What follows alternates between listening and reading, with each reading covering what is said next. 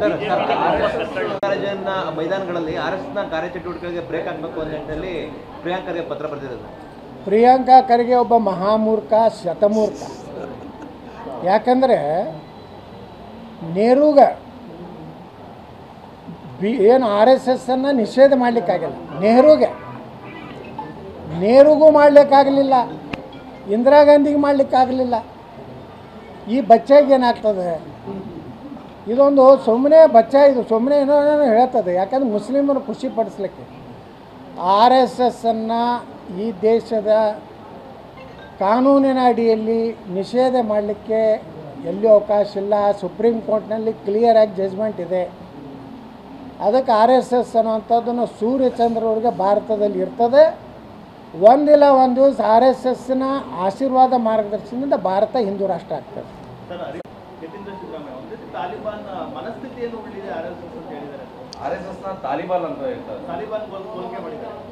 ಈ ಸಿದ್ದರಾಮಯ್ಯವ್ರ ಮಗನ ಹೆಸರೇನ್ರಿ?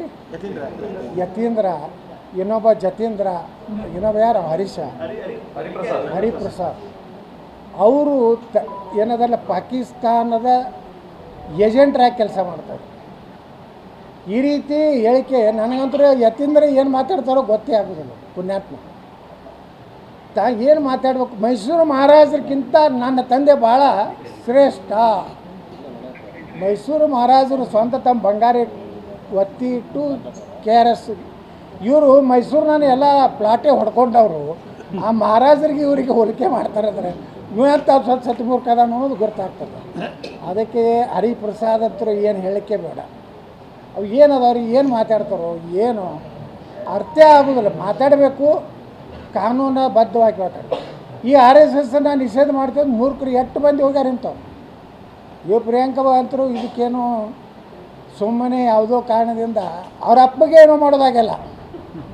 ರಾಷ್ಟ್ರೀಯ ಅಧ್ಯಕ್ಷ ಅವ್ರ ಅಪ್ಪಗೆ ಏನೂ ಮಾಡೋದಾಗಿಲ್ಲ. ಈ ಮಗ ಏನು ಮಾಡ್ತಾನೆ? ಇವು ಸುಮ್ಮನೆ ಇಟ್ಟೆ ಇವೇನು ಖುಷಿ ಪಡಿಸ್ಲಿಕ್ಕೆ.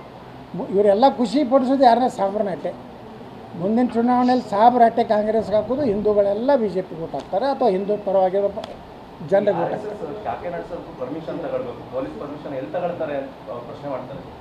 ಈ ಮಸೂದೆ ಮ್ಯಾಗಿನ ಮೈಕಿಗೆ ಪರ್ಮಿಷನ್ ತೊಗೊಂಡಾರಲ್ರಿ?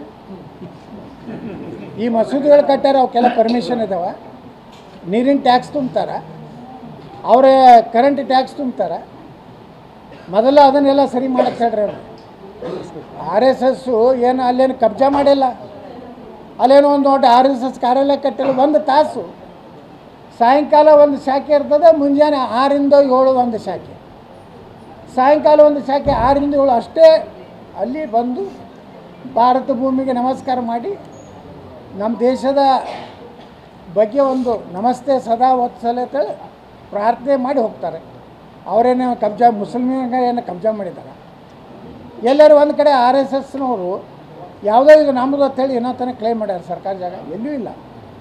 ಮೊದಲು ಇವರು ಏನು ಈ ಜಾಗಗಳ ಬಗ್ಗೆ ಅವ್ರಿಗೆ ನಿಜವಾಗಿ ತಾಕತ್ತಿದ್ರೆ ಮುಸ್ಲಿಮರ ಮಸೂತಿಗಳ ಮೇಲೆ ಏನು ಕಾನೂನು ವ್ಯವಸ್ಥೆ ಒಂದು ಟ್ಯಾಕ್ಸ್ ತುಂಬುದಿಲ್ಲ. ನಮ್ಮ ಹಿಂದೂ ದೇವಸ್ಥಾನಗಳೆಲ್ಲ ಟ್ಯಾಕ್ಸ್ ತುಂಬೋರು ನಾವೇ. ನಮ್ಮವೆಲ್ಲ ಧಾರ್ಮಿಕದತ್ತೆಗೆ ಇಲಾಖೆಗೆ ಸಂಬಂಧಪಡ್ತಾವೆ. ಮುಸ್ಲಿಮರು ಯಾವುದಾರೆ ಮಸೂತಿ ಆದಾಯ ಏನಾದ್ರು ಸರ್ಕಾರ ತುಂಬ್ತಾರೇನು? ಇವೆಲ್ಲ ಚರ್ಚೆಗಳು ಭಾಳ ಅದಾವೆ. ಅದಕ್ಕೆ ನಾನು ಹೇಳ್ತೀನಿ, ಇಂಥ ಮೂರ್ಖ ನಿರ್ಣಯ ಇನ್ನು 2 ವರ್ಷ ಹಾರಾಡೋದು ಹೇಳ್ತೇನೆ ನಾನು ಪ್ರಿಯಾಂಕಾ ಖರ್ಗೆ. ಇನ್ನು 2 ವರ್ಷ ನಂತರ ಹಿಂದೂ ಸರ್ಕಾರ ಬರ್ತದೆ. ನಿನ್ನ ಸಹೋದರರು ಏನಾದಾರಲ್ಲ ಅವ್ರು ಬರೋಬ್ಬರಿ ನಾವು ಮಾಡ್ತೀವಿ.